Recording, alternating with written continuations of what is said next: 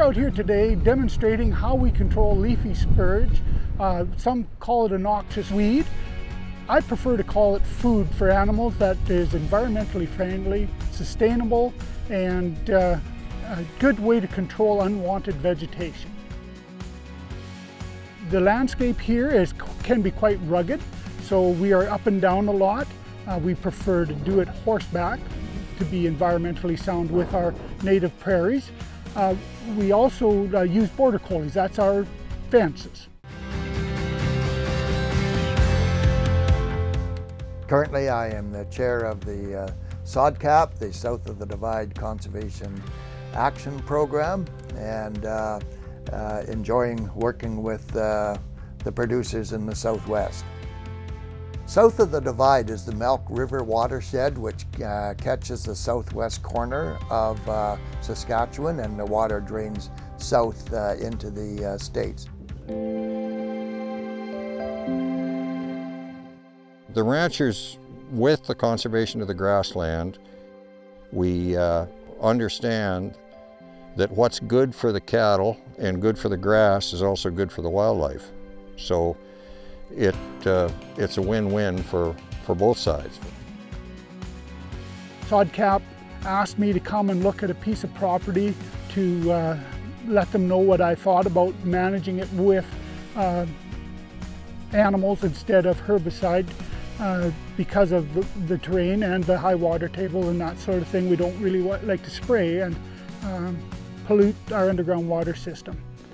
They have species at risk here as well, so I feel that that's the reason that I was brought in, is to help control vegetation where the nesting and other like birds and reptiles are in. We try and monitor that. We try and stay out of their environments if we see them nesting in areas, but we try and open up space to allow them to be able to survive amongst here. Critical habitat, basically it is rare but very specific requirements for various species. And again, the South of the Divide area, that southwest corner of the province, it's sort of the northern tip of the Great Plains region of North America, jutting into Saskatchewan and southeast Alberta. And there's species there that are found nowhere else in Canada, such as the sage grouse, swift fox, McCowan's longspur, and other ones as well. And some that do extend further into the province, like the burrowing owl, is in serious trouble. It's the only place in Canada where black-tailed prairie dogs are found. So it's a very unique area. From the Saskatchewan Stock Growers and SODCAP, we've put in some cross fencing. And the point of cross fencing is to not only keep cattle on a patch of ground, but keep them off the other parts of the pasture so that they can regrow. But one thing we found out after 2016 was how fragile that land is. And with the rainfall event that we had, it washed gullies, like I said earlier, 12 feet deep. And it's a silty soil, it's scepter heavy clay, and it becomes, when it's dry, it loses all its structure. It hasn't got a massive root system. And a massive root system that can only be built by native grasses. The whole top would be gone eventually if it was farmed. And that's the thing about native grass is, as well, it always will come back with rest. I don't call them weeds as much as I call them unwanted vegetation, because in my mind they have a purpose. We are raising goats, we are raising sheep on it. It creates a sustainable protein for people. Food source that is in high demand now within our country. We import a lot, so we need to have more of it. I guess I started on this as a sheep producer back 23, 24 years. I've been in the business. Recently got into goats within the last, say, 11 years. We were using them for the same reason, is is to be sustainable, practical, environmentally friendly. Native pasture is grasslands that have never been broken by a plow, and they've been like in their current state for hundreds, thousands of years. And native grasslands are very productive and resilient. They survive droughts, they survive wet years, and they survive. Grasslands evolved with grazing. The bison would graze the grasslands. The southwest corner of the province has the largest amount of native grasslands remaining. About 50% of the area is still native grasslands, whereas you take the Regina Plain from Moose Jaw to Regina to Weyburn, over 99% of that landscape is gone.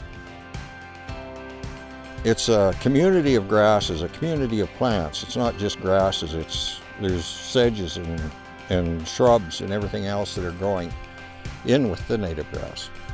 It's a community that has of grasses or plants that have a symbiotic relationship with one another. And that's what makes it so magical. There's been a lot of talk about carbon sequestration, and we're doing that because we're taking this vegetation off and promoting other growth to come up in, and animals are eating that other growth. The wildlife is coming in, the cattle are coming in. We're all in sync with nature here, and we're trying to create that carbon sequestration in another way by using weeds that other people don't want. So unwanted vegetation is a big deal for me. I think it's our future. I think the less we can use on prime land when we have species at risk involved, that we need to start looking at these alternatives. They can be an economical way to do things. Many of the producers do have private land, but a lot of the land is leased land from the province as well. So it's public land, but the producers manage it for the good of themselves, obviously, and for biodiversity. And that's where SoundCap is trying to help out and form partnerships and secure funding. We do get funding from the United States. They recognize that a lot of the species that nest up here winter in the U.S. So species at risk do not recognize boundaries. So we need to work collectively together. We'll start with the wildlife. We've seen elk, antelope, mule deer, flagtail, moose, turkey vulture, piping plovers, meadowlarks, hawks. We have ferruginous hawks, American kestrel, all the kinds of geese, pelicans, swans, cliff sparrows, pipits, curd-beak curlews, coyotes galore. We will be here in the future, I'm sure, because this is the most environmentally sound way of doing things.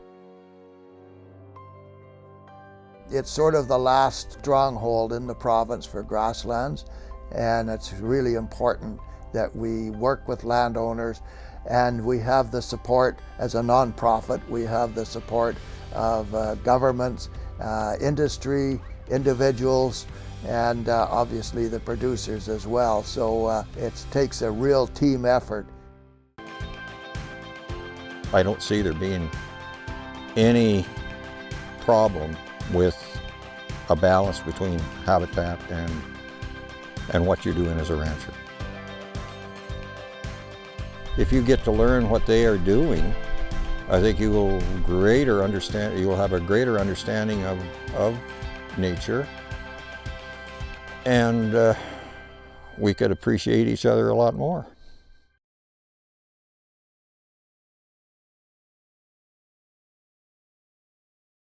If you have program ideas that you'd like to see on Max TV Local On Demand, write us at max.local@sasktel.com.